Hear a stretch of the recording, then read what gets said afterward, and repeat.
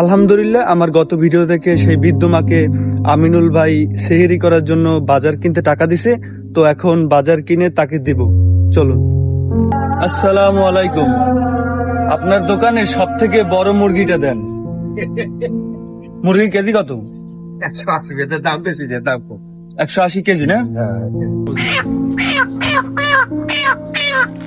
ভাই? আমারে 10 কেজি চাউল আর ওই মুরগি রান্নার জন্য মশলাপাতি দেন তো।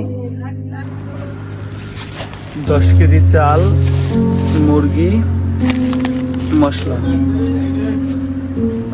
আসসালামু আলাইকুম, ভালো আছেন? এই মুরগি আর এই চাউল। মাশাআল্লাহ।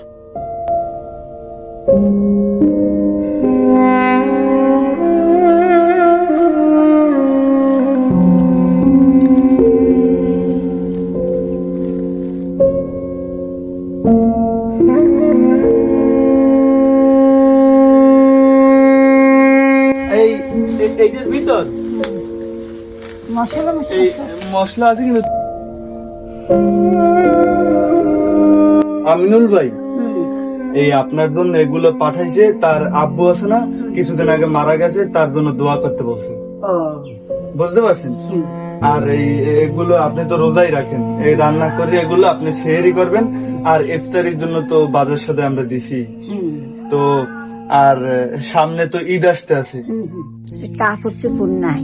কাপড় চোপড় নাই না। তো এই ভিডিও দেখে যারা এই মায়ের জন্য ঈদের সেমাই নুডলস ও তার জন্য কাপড় দিতে চান, তাহলে অবশ্যই জানাবেন।